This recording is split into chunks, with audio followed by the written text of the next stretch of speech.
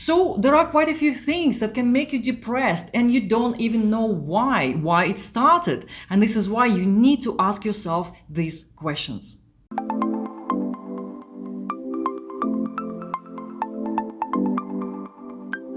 Hello and welcome to my channel. My name is Elmira Strange and I'm a motivational psychologist. In this channel, we are discussing all the things related to therapy, coaching and psychology.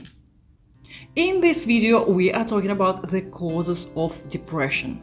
And if you haven't taken my course on addressing depression in counseling, then please check the link that I place in the description below, where I place the links to my latest courses, to the social media, where else you can find me and contact me with your questions and comments and suggestions for my videos.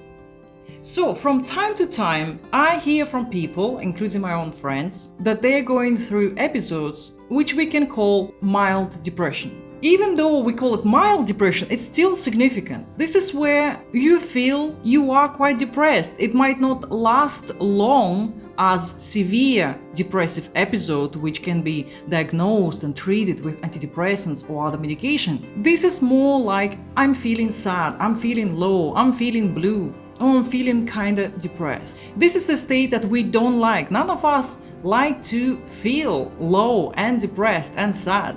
And sometimes we are surprised to find ourselves having those feelings, those emotions, because it seems like there's nothing really happened that made us feel that way. But perhaps you're waking up in that low emotional state and you cannot even explain why. So if you have those moments or days or even several days in a row, this video is for you. So if you find yourself suddenly feeling really low, really sad, this is what you need to ask yourself first of all. Is there anything that happened to you in the last 12 months? In psychology, we use questionnaire to assess if the person has depression that needs to be treated.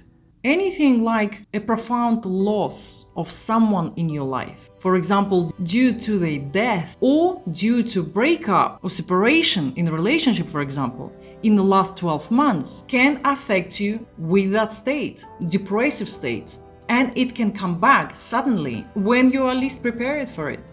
Another thing which might feel insignificant to some people, but actually it is to ask yourself how much sun or sunlight do you see during the day, during the week. Many of us work at the computer in the house.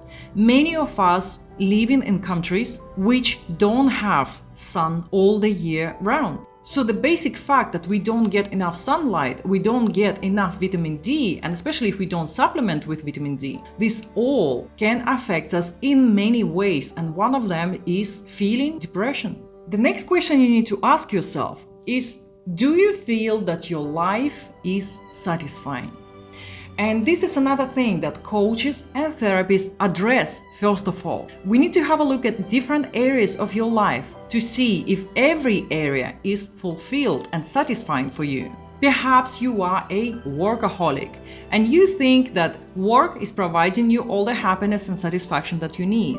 In reality though, there are many aspects of our life that are as important. For example, your social life, your connection with other people, your spiritual or philosophical or religious beliefs, or that part of life, is it fulfilling?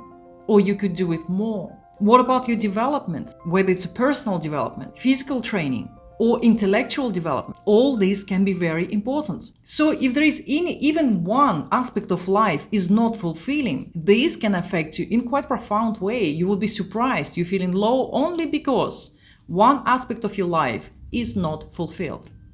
Another thing that can affect your mood and your emotional state is the medication that you are taking. You need to have a look if you are taking some medication that has that side effect, that making you feel low or even depressed.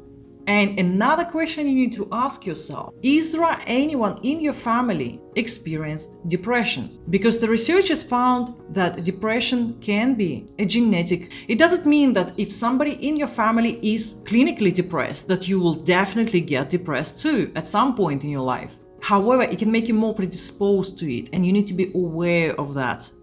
feeling depressed, feeling lonely, feeling sad, upset, low. All this usually happens because you are not in control of some aspect of your life, and you need to see which one it is. Perhaps somebody else is taking over your life and somebody is in control of what you should do, what you should say, and how you should behave. Anything that can make you less in control limits your freedom. And our basic human desire at the core of us is to be free. So I hope you like this video, and I'm leaving you with some thought-provoking information.